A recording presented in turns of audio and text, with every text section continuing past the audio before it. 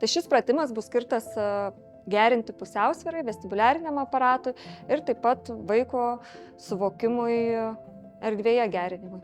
Gerai, Lukrecija, dabar užlipi su viena koja.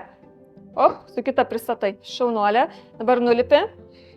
Op, pristatai. Kita koja dabar užlipi kitą koją. Op. Op. Gerai. Įtraukiant ergoterapiją, lipant, plojam. Tai skatina abiejų rankų veiklą, smegenų pusiausvyrą ir kalbėjimą. Gerai.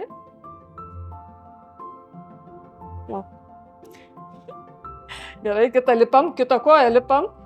Lipam, op, užlipam, plojam. Op, dar kartą nulipam.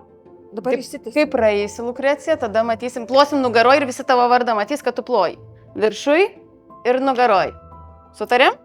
Gerai. Užlipam. 1, 2, prieki. Nugaroj. Ir nulipam.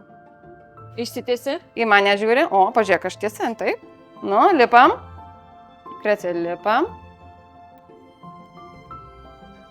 Ne, vieną kartą. Viena jau nulipo, o tu pasilikai. Dar kartą. Nu. Susikaup. Viskas gerai. Viskas, žiūrėk, Marta sėdi. Viskas gerai, Marta. Taip irgi pusiausvyrą laiko, Marta irgi sudėtinga. Nu. Nu, pasiruošus, lipam. Lukrecija, į mane. Ir lipam žemyn.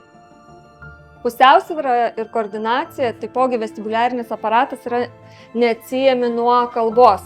Ir Lukrecijai įjungus būtent šiuos pratimus, jai labai reikia daug jėgų, būtent kad susikoncentruoti į burnos laikymą. Jai yra labai sudėtinga laikyti ją sučiaupus, kadangi dar ir įsijungia kiti mechanizmai.